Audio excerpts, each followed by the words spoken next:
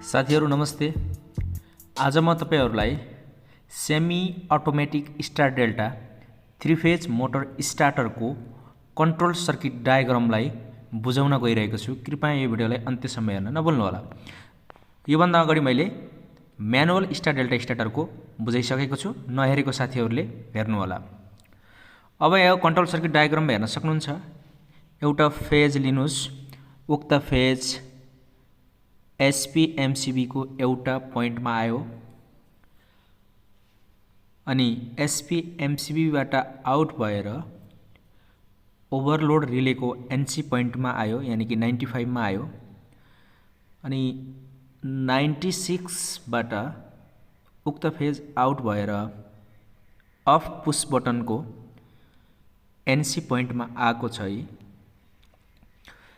अनि त्यसैगरी of push button को अर्को पोइन्टबाट एनसी पोइन्टबाट लाइन निस्किएर तपाईको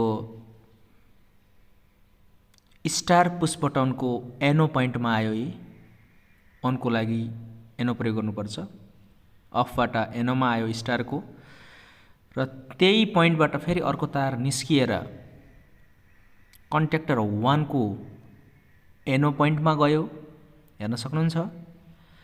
अनि त्यही पोइन्टबाट फेरि अर्को तार निस्किएर सिधै कन्ट्याक्टर 2 को एनो पोइन्टमा गयो। अब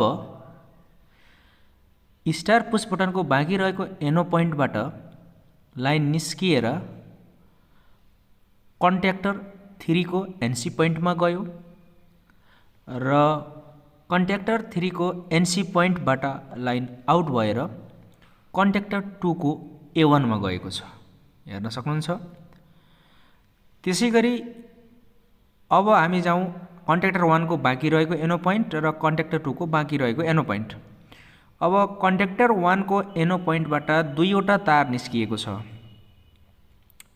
है।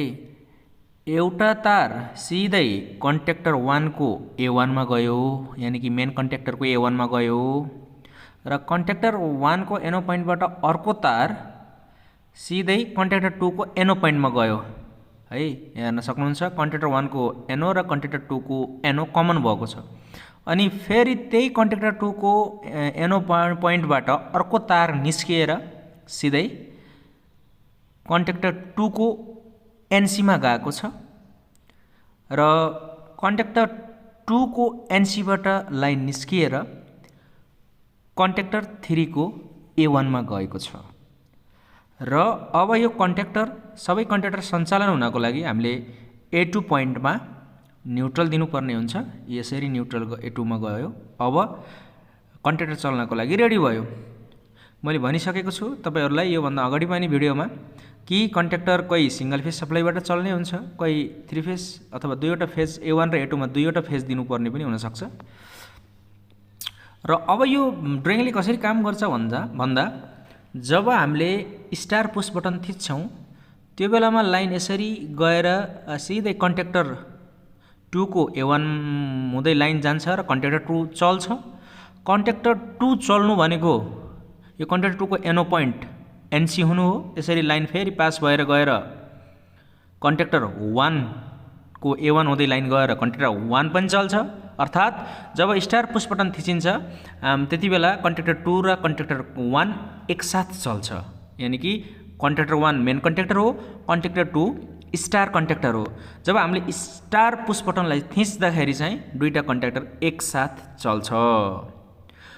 अब हामीले यो सेमी अटोमेटिक स्टार डेल्टा त्यही भएर के गर्छौं भन्दा त्यो स्टार पुश बटनलाई हामीले कम्तीमा 8 देखि 10 सेकेन्ड थिचिराख्छौं है, होल्ड गर्छौं। त्यति बेलासम्म के हुन्छ, मोटरले लगभग मोटरले लगभग फुल स्पिड लिन थाल्छ र 8-10 सेकेन्ड पछि हामी के गर्छौं, स्टार पुश बटनलाई थिच्न छोड्छौं। थिच्न छोडिसकेपछि के भइदिन्छ त भन्दा अब कन्ट्याक्टर 1 र कन्ट्याक्टर 3 चल्छ।